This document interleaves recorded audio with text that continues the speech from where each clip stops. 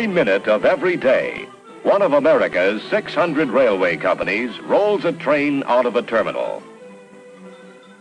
Ever on the move over the greatest network of rails in the world, trains carry people, goods, and mail. Mail by rail helps tie together the business economy, the free press, and the human relations of this great country. For a few pennies in postage, great industries, publishers, small businesses, and just plain people hire postal transportation service on every railroad crisscrossing the United States.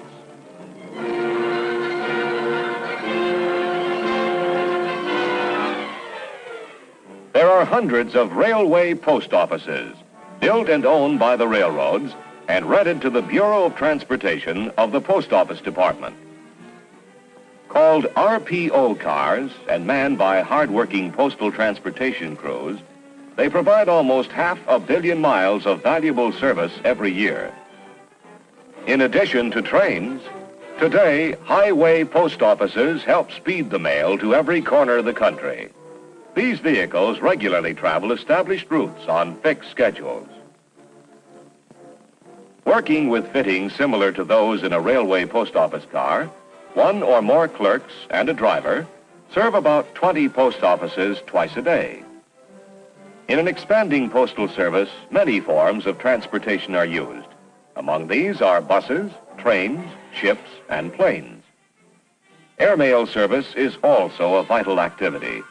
Mail of all classes, except that which may be damaged by low temperatures or high altitudes, is accepted for airmail. Postal transportation clerks distribute airmail in terminals right at the airfields, much the same as they work on trains and buses. Working the nation's mail 24 hours a day, 7 days a week, takes a lot of men, an army of public servants. Who are these men? They might be like Kathy Smith, the man next door. Let's stay with him and watch a typical RPO clerk's workday right from the beginning. That's Cappy's wife. She's as proud of his job as he is. In addition to doing important work, the job is paying for their house and is sending their girl to college. The letter was from the office. Notification that Cappy was to break in a new man on his next run. In another part of the city, the substitute clerk, Phil Davis, was also getting ready. Like thousands of other clerks, regulars, and subs, he was doing his homework, stamping facing slips with his name, RPO train, and date. These slips are the means of tracing missent mail. Like all subs, Phil was excited about his new job. Until the skills were learned, it all seemed tough, which is natural. The package of slips are part of the equipment Phil will need on the job. Since he had time, the practice case was on his mind. And as he had done many times, he began throwing cards. This, in miniature, is the job of distributing mail according to a set pattern. In this way, all clerks learn the schedules and schemes and build up their speed. Their periodic examinations are conducted the same way. Rehearsed and confident, Phil was now ready for his first run as a postal transportation clerk. In Cappy's house, a similar scene was underway. Although he always kept his road grip packed, Cappy carefully checked its contents before leaving home. Tags and slips, revolver, holster and shells, schedules and schemes, badge and manual, goggles, pencils, twine knife, labels, stamp and pad. He knew that on the road, it's difficult or impossible to obtain the tools of his trade. After checking the grip, Cappy checked his wallet for travel commission, revolver permit, and money. In addition to lunch, there were work clothes to prepare and pack: safety toe shoes, cap, gloves, shirt and pants.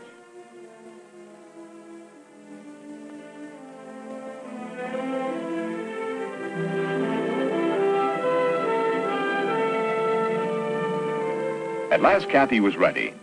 He liked the layoffs his job gave him.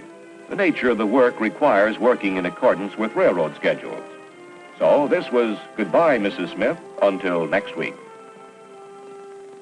As the city awakens, the railroad terminal comes to life. Here is where most postal transportation men have to report for work. At the transfer office in the railroad station was where Kathy Smith had the appointment to meet Phil Davis. This is the place where RPO crews assemble before going out to the cars, where they pick up notices and where they just meet the boys.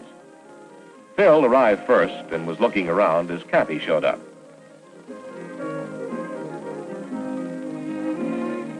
Kathy liked the boy right off. Thought he would make the grade because he showed interest. The old-timer put the newcomer at ease by showing him the ropes, explained the order book for special orders and general notices. After checking the RPO schedule, they went to the wall map where Kathy traced the geography of the trip they were about to take, the route, the time due at various towns, the pouch list, and the terminus. From the questions Phil asked, it was clear he was bright and had done his homework.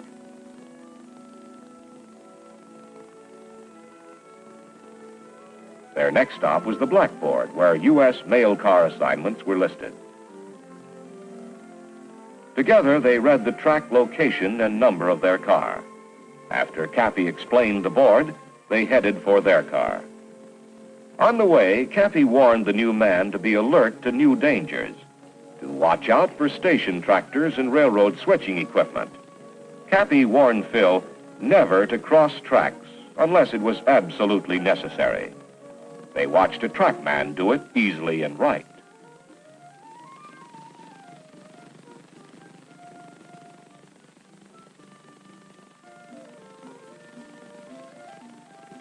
There it was, an RPO car, 62 tons and costing more than $50,000. Kathy demonstrated the safe way to board. Grasp high up on the handrails, left foot on the first step, then shift weight to the next step. Duck low under the catcher arm. Phil got the idea. After sliding his grip aboard, he climbed into the car correctly. Kathy gave him a further word of caution: never try to enter a moving car. As soon as Kathy switched on the case lights, Phil snapped on the car lights. They looked around the clean, quiet car and began to change into their work clothes. In a few hours, this calm scene will take on a new look as the train crew goes to work to sort the mail on the road, to catch the mail on the fly, and to help the letter carriers bring the public tidings of sadness and gladness, news and business. Right after they changed into work clothes, they strapped on holsters and pinned on their badges. They both knew the rules covering the use of firearms: not to leave loaded revolvers at home, nor carry them loaded between home and depot. And finally, always to point the revolver downward to avoid accidents while loading. After Phil loaded his revolver correctly, Kathy explained the time rule. How, if a clerk is due to work at a certain time, he must be in work clothes and ready at that time. These men were working advance time. That is, time in which the crew prepares the railway or highway post office and distributes mail prior to the scheduled departure from the terminal. After Kathy unpacked his road grip and laid out the tools of his trade, he hung his clipboard. As supervisor, he had a lot more paperwork than any other clerk in his crew. Kathy was now ready to set up the car, and he asked Phil to help him.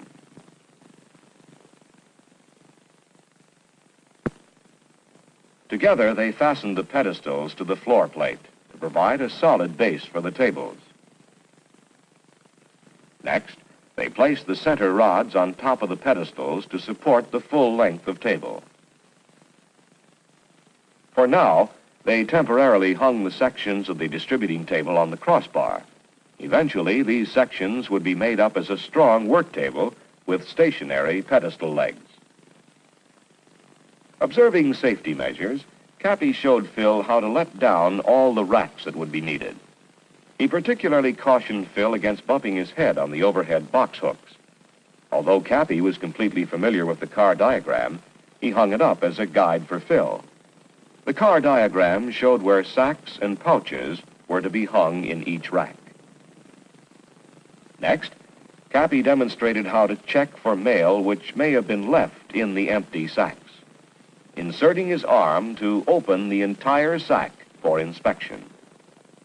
Then, as Cappy hung the sacks, Phil took up the job of inspection, holding each sack open and looking for mail.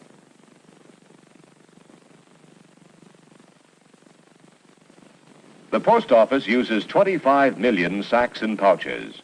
If a letter were lost in one of them, it might be lost a long time. The metal eyes were placed on hooks, so set that the sides of each sack became taut, leaving no space between sacks. After being pulled tight, the tie cords were hung over the rail and dropped into the sacks. Finally, all the racks were dressed. This business is full of such unique terms, and since they're widely used, it is well for all employees to know them. When Phil asked Cappy to check his work, Cappy pointed out a hole between the sacks where mail might slip through. This was easily corrected by rehooking and tightening the tie cords. Together, instructor and student checked over the job, making sure the racks were dressed according to the car diagram. It was important to know the differences between a sack, which is used for newspapers and parcel post, and a pouch, which is used for first-class mail, and then the label holders for the two containers, as well as the different methods of closing. The sack is tied with cords, while the pouch is strapped and sealed with a lock.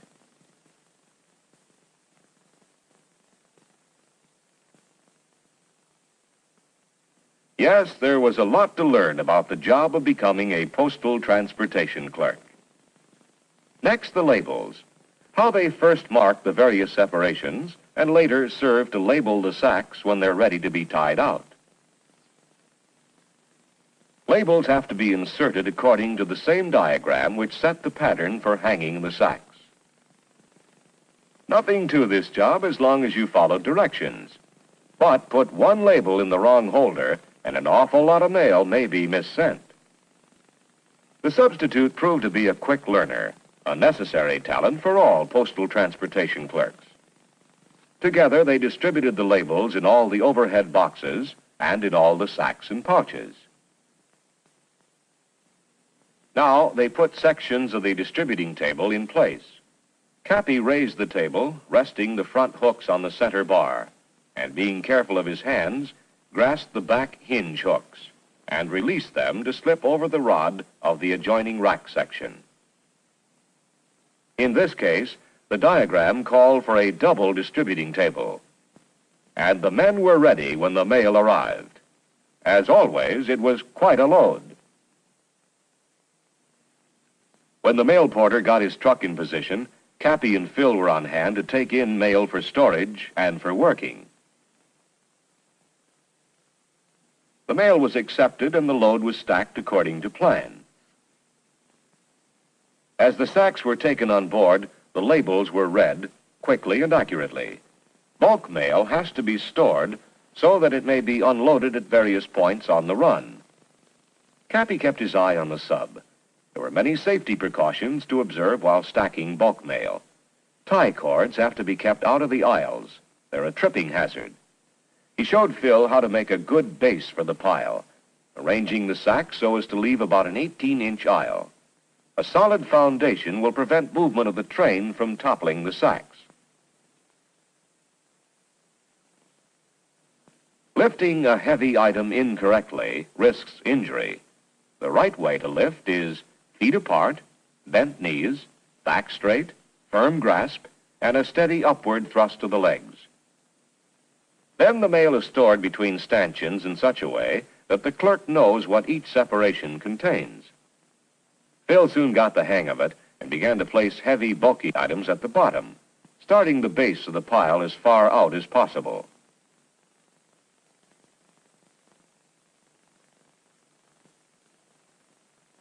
Together, they lifted the extra heavy ones. Two men lifting a load divides the weight.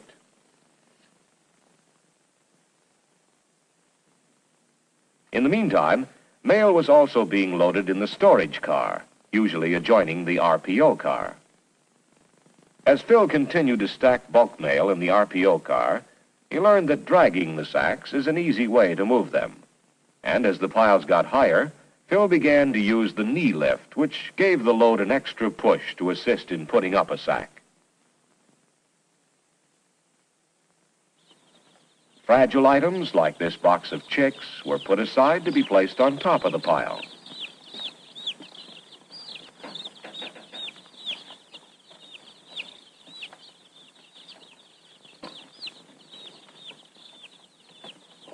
In the meantime, the remainder of the crew arrived. Supplies of twine and locks were unloaded and distributed to the men at their stations. The clerks immediately set up their cases in order to perform their advanced distribution of mail. Important mail like registered, which may contain money, documents, or any other things of value, is always given special handling. To maintain integrity of the mails, many procedures are followed which make it possible to know exactly who handles each registered letter every step of the way. For instance, one man on each crew is designated the register clerk, and reads, the familiar term given to registered mail, are his responsibility for the entire run. The man who handles registers should have special knowledge of routing and distributing registered matter. Registered pouches are sealed with special locks which record every time they are opened. After dumping the pouch, the clerk makes sure it's empty.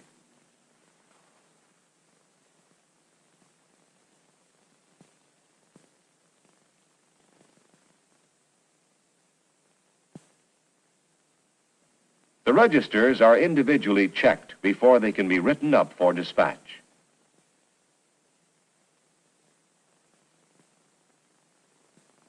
The pouchman first distributes letter packages containing number 1 mail. Mail which can be worked later is held back. The letter slips are left on the top letter of each package in order that the clerk can check missent mail.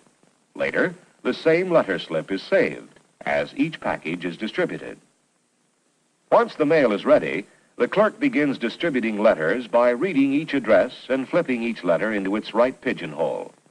Number 1 letter mail contains mail for the first towns through which the RPO will pass. The distributor at the paper rack gives priority to newspapers, parcel post, and ordinary papers in just that order. But number 1 mail means what it says. It's worked first. Flipping newspapers neatly into the sacks is an art that all clerks learn. Just before departure, the transfer clerk shows up with the consist, which is a record of the cars in the train, the amount of storage mail loaded in the RPO, as well as the storage car. He also checks if there are any pouches which they hadn't received. To prevent robbery or mail falling out of the car, the doors are kept closed and locked. This is one job where a man can't be late in reporting to work. This office moves. People's mail, going someplace, coming from someplace. People's possessions, things they are buying, selling, or giving away, on the move. The most exciting thing about handling mail, when you stop to think of it, is that each letter contains a person's thoughts, his hopes, business, love, and promises, neatly folded in a tiny package. The important thing is that these men help make sure each item arrives at its destination on time. Once on a run, the schedule becomes part of them. Cappy checks his watch, spots a familiar landmark, then, knowing they were nearing their first station, begins to tie out packages of letters to be put off.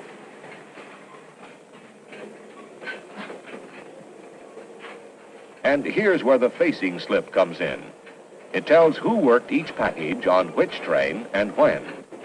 Every letter package is neatly tied with a minimum of motions. Then with a finger knife, the twine is cut.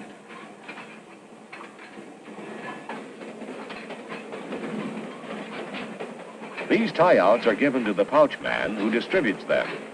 Care is taken to get all packages of first-class letters for this destination in the right pouches.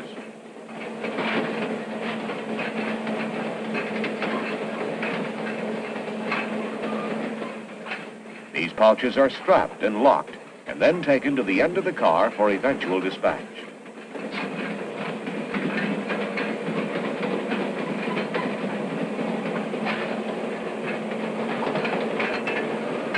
Sacks of newspapers and parcels are also tied out.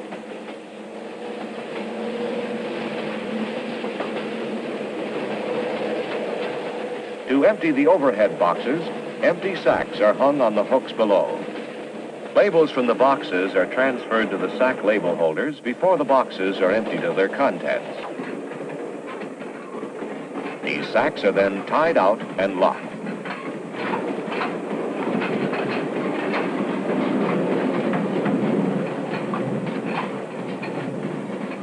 With the help of the substitute, the load is moved to the car door.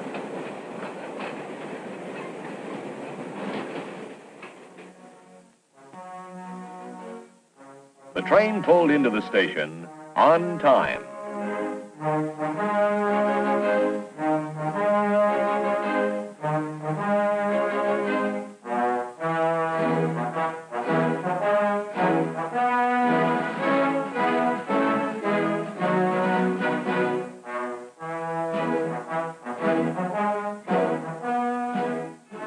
Now, the mail was going to be transferred with the help of station employees and mail messengers.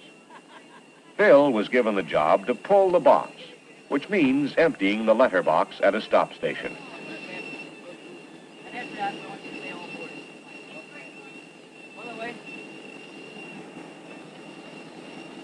He emptied the box and was careful to carry the letters in a pouch.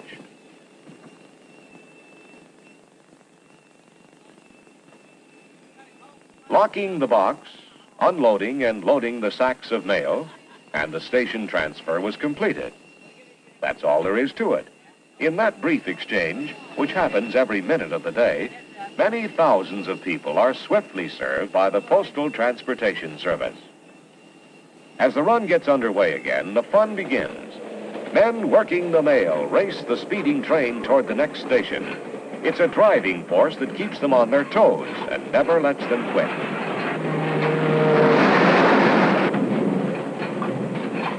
Now watch how they catch mail on the fly with the help of a mail messenger. 10 minutes before the train is scheduled to pass a non-stop station, the mail messenger carefully hangs the special catcher pouch of mail.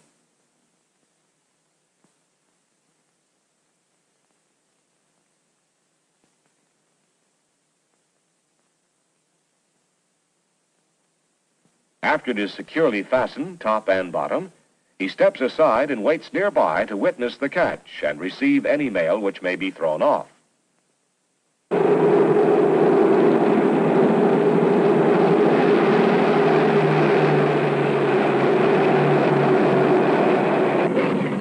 Aboard the train, local mail is being tied out as the clerk spots his landmark. This was it.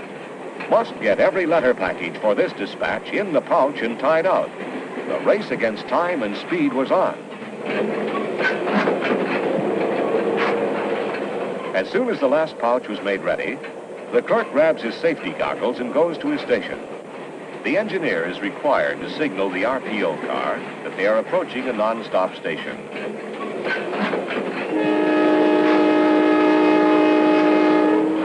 And a dramatic moment is at hand.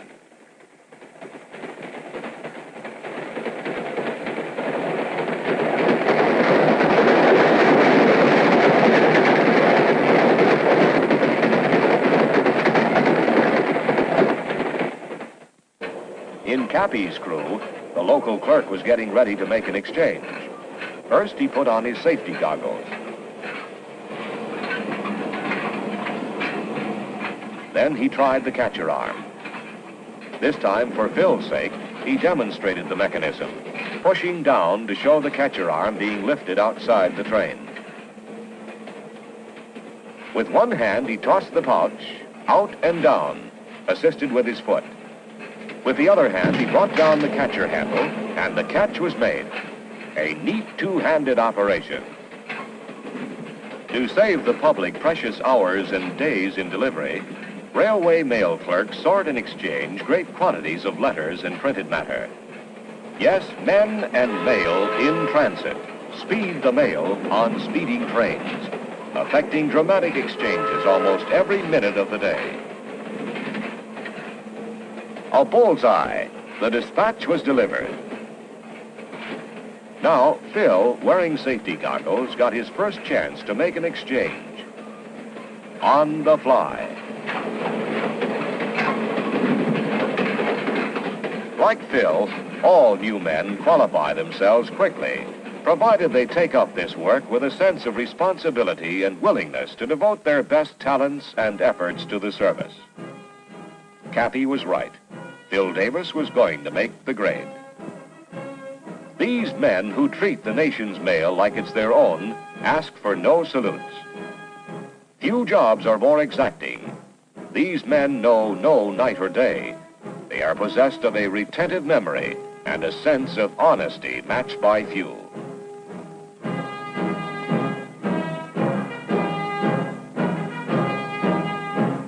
These, then, are your postal transportation clerks in action, whose efforts and sacrifice speed onward the vital correspondence of our great nation, come darkness, deluge, or disaster.